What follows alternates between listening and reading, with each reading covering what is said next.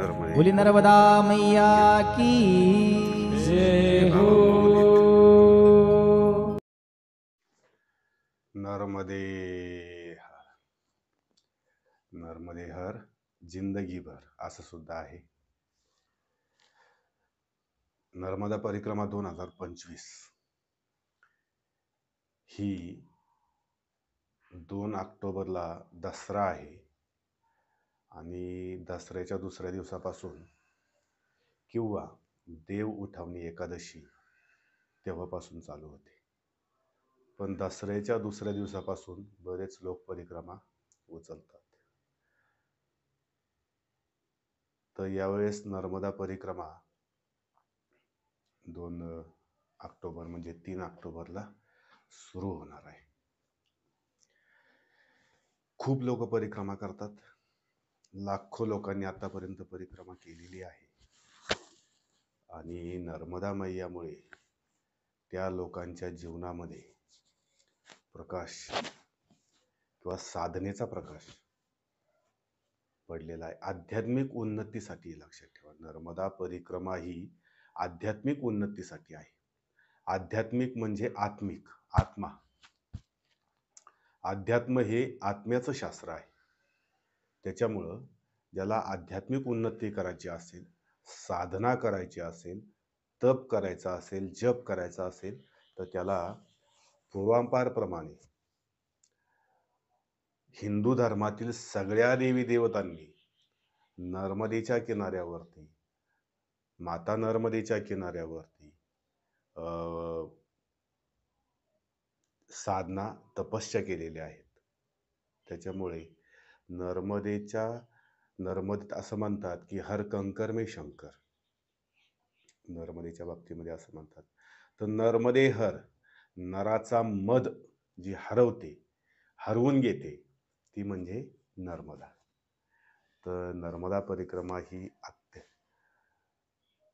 परिक्रमा ही एक वैभवशाली परंपरा आहे. लक्षात ठेवा, साधू संत संन्यासी योगी तपस्वी सिद्ध पुरुष या नर्मदा मैयाच्या किनाऱ्याने गुप्त रूपाने साधना करत आहेत. ते कुणाला सहसा सर्वसामान्य माणसांच्या डोळ्याला दिसत नाही. पण जेवढे साधू संत संन्यासी आहेत, जी महान तपस्वी आणि जी सज्जन माणसं असतात, ज्यांचा अध्यात्माकडे जास्तीत जास्त कल असतो, अशा लोकांना त्या अदृश्य साधूंचं दर्शन मात्र नर्मदेच्या किनाऱ्याला होत असतं. नर्मदा परिक्रमेला फार मोठी वैभवशाली परंपरा आहे. नर्मदा परिक्रमेचं वैशिष्ट्य असं आहे की नर्मदा परिक्रमेमध्ये 4000 किलोमीटरला सगळीकडे आश्रम आहेत, राहण्याची, जेवणाची वगैरे, म्हणजे अन्नक्षेत्र आहेत. लक्षात ठेवा. आणि जगातलं सगळ्यात मोठं अन्नदान, सगळ्यात जास्त अन्नदान जर कुठं होत असेल तर ते नर्मदा खंडामध्ये होतं. अहोरात्र 24 तास 365 दिवस वर्षभर सतत अन्नदान जिथं होतं ते म्हणजे नर्मदा खंड, तपोभूमी. आणि नर्मदा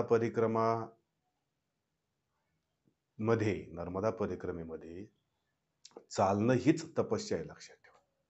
आणि चालता चालता नर्मदे हर, नर्मदे हर, नर्मदे हर असं म्हणणं ही साधना आहे. लक्षात ठेवा. याला जप म्हणायचं आणि त्याच्यामुळे तुमचा सगळा अहंकार गळून जातो आणि नर्मदा परिक्रमा सुखकर सुद्धा होते. नर्मदा परिक्रमेत येणारे सगळे कटू अनुभव सुद्धा हे तुमच्या पूर्वजन्माच्या पापाचे आणि ह्या जन्मातल्या सुद्धा पापाचीच फळ आहेत असं समजायचं. कटू अनुभव सुद्धा यायला पाहिजेत, कारण तेच तुम्हाला चांगलं जीवन जगायला शिकवत असतात. तर नर्मदेच्या किनाऱ्याला हजारो आश्रम आहेत. लक्षात ठेवा, काही कमी नाही आहेत. आणि ह्या सगळ्या आश्रमांमध्ये परिक्रमावासियांची सोय होते. काहींना अनुभव चांगला येतो, काहींना अनुभव वाईट येतो. ज्यांना वाईट अनुभव येतो हे त्यांच्या कर्माचं फळ आहे असं समजायला त्यांनी हरकत नाही. आणि ज्यांना चांगले अनुभव येत असतात तर त्यांच्यासुद्धा ते पूर्व जन्मेच्या पुण्याचं काम ते त्यांना इथं दिसून येतं. नर्मदा परिक्रमेला फार भव्य आणि दिव्य म्हणजे 21 वेळा परशुरामाने पृथ्वी क्षत्रिय केली. म्हणजे 21 महाप्रलय झाले लक्षात ठेवा.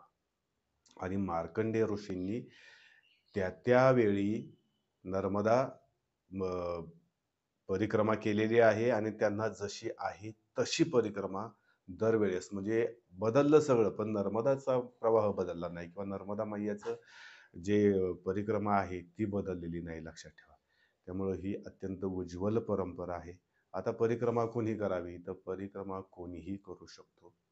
स्त्री, पुरुष, आबाल-वृद्ध, साधू-संत मुळात ती साधूसाठी आहेत किंवा संन्याशांसाठी आहे किंवा वानप्रस्थ ज्याला आपण आश्रम म्हणतो, तर त्यांच्यासाठीही आहे. पण आताचा तसं काय राहिलेलं नसल्यामुळे आता परिक्रमा कोणीही करतंय. विशेष करून महाराष्ट्रामधून नर्मदा परिक्रमा करणाऱ्यांचं प्रमाण वाढलेलं आहे आणि ते चांगलं आहे, काही वाईट नाही लक्षात ठेवा. परिक्रमा ही चांगल्यासाठी असते आणि परिक्रमा ही करायलाच पाहिजे. त्याच्यातल्या त्याच्यात स्त्रियांनी परिक्रमा करावी का? तर स्त्रियांनी सुद्धा परिक्रमा करावी. असं काही साधू संत म्हणतात की ज्या स्त्रियांना मासिक पाळी, मासिक धर्म जो असतो त्यांच्या, त्या काळामध्ये चालताना त्रास होतो किंवा त्यांना आरामाची गरज असते. त्यामुळं अशा स्त्रियांनी सहसा परिक्रमा करू नये. जेणेकरून परिक्रमेतलं वातावरण दूषित होऊ नये, असं काही नर्मदा खंडातल्या साधू संतांचं म्हणणं आहे लक्षात ठेवा. त्यामुळं शक्यतो नाही करावी, म्हणजे नाही करायला पाहिजे. ते त्यांच्याच दृष्टिकोनात आहे आणि नर्मदा खंडाचं, नर्मदा परिक्रमेचं पावित्र्य राखण्यासाठी ती फार आवश्यक गरज आहे.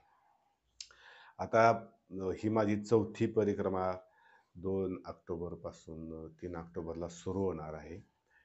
पहिली मी परिक्रमा केली होती, ती अमरकंटकहून उचलली होती. दुसरी परिक्रमा ओंकारेश्वरहून उचलली आणि ती अर्धीच झाली आणि त्याच्यानंतर मी सायकलवरती संपूर्ण भारत दर्शन तीर्थयात्रा याच्यामध्ये 12 ज्योतिर्लिंग, सप्तपुरी, चारोधाम हे सगळं मी त्यावेळेस ते अ, स यात्रा केल्या होत्या त्या.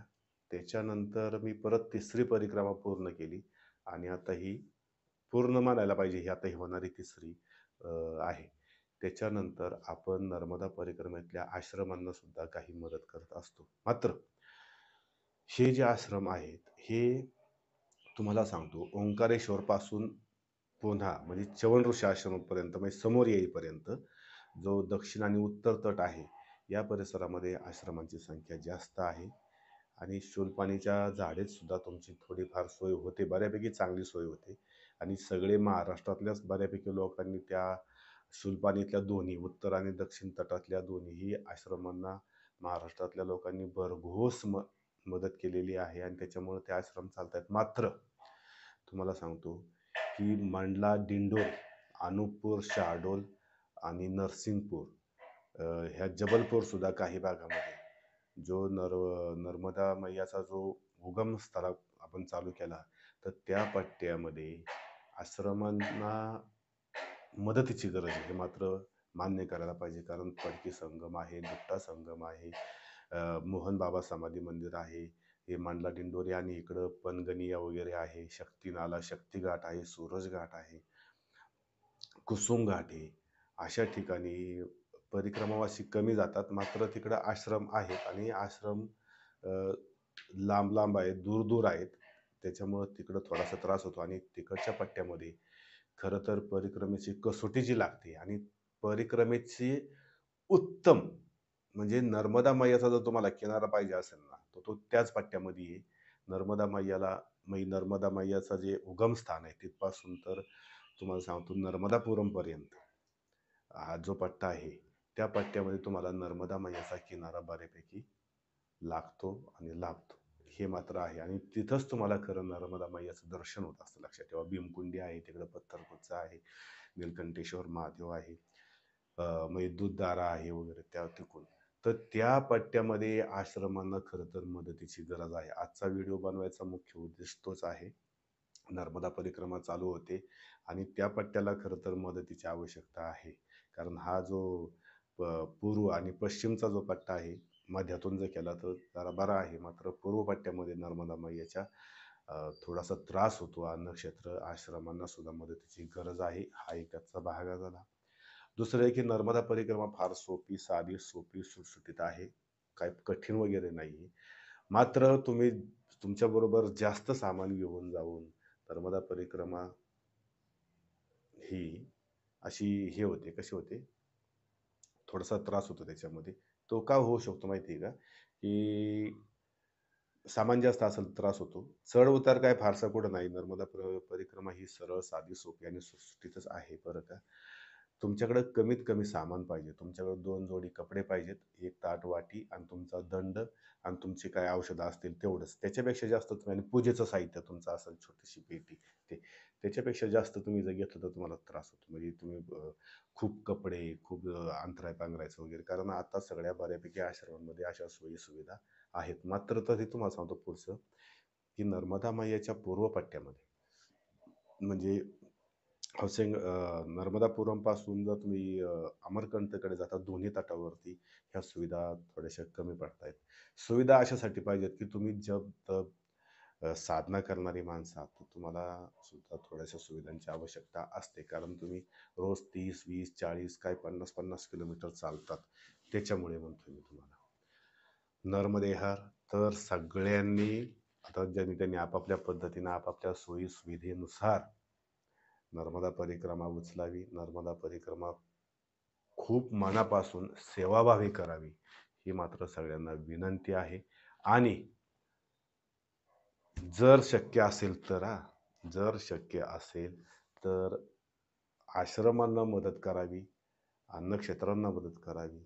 कारण ही परंपरा कायमस्वरूपी राहिली आत्तापर्यंत आणि इथून पुढे पण राहील. पण परिक्रमावासींची संख्या वाढल्यामुळे आणि अति वाढल्यामुळे सुद्धा परिक्रमेवरच्या आश्रमांवरती ताण येतो.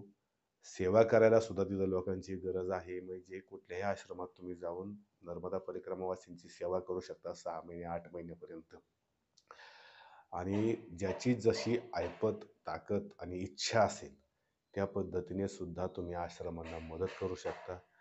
मी एक नंबर देणार आहे, त्याच्यावरही तुम्ही मदत मदत करू शकता. तो माझाच नंबर आहे ॲक्चुअली. आणि मी मात्र हे बघा, हे दान जे असतं ना, हे दान हे ह्या हाताचं त्या हाताला कळायला नाही पाहिजे. लक्षात ठेवा. तर त्याची मजा आहे. ते लोकांना वाटतं, की ते नाही का असं, तर तसं नाही. दान हे गुप्तदान असतं, लक्षात ठेवा. तर ते कधी कुणाला सांगायचं नसतं. आपण कुणाला किती मदत करतो, जी केली ती केली आणि ती करायलाच पाहिजे. मी तर आता 4थी वेळ आहे माझी अशी. एक अर्धीच झाली. परिक्रमेमध्ये दानधर्म व्हायला पाहिजे. आश्रम चांगल्या रीतीने चालली पाहिजे. आणि मी एक नंबर देतो, त्याच्यावर इच्छा असेल तर ही नर्मदा मैयाची कृपा असते सगळी. ते काही कुणाच्या सांगण्यावरून आणि याच्यावरून होत नसते. तर तुम्ही दान करू शकता, की तुमचं दान हे योग्य ठिकाणीच जाणार आहे. योग्य त्या आश्रमालाच जाणार आहे. आता मी कितीही जणांना काय काय दिलं त्याचे काही फोटो आहेत माझ्याकडे, पण मी आता मुद्दामहून ते देत नाही, कारण दाखवत नाही, कारण ते बरोबर नाही.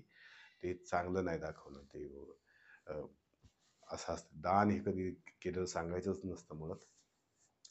मात नर्मदे हर.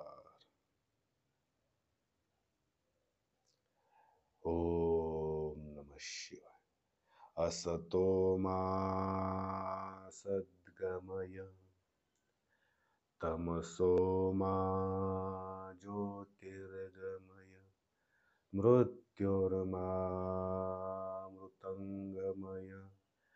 ओम शांती शांती शांती. बोली नर्मदे नर्मदा मैया की जय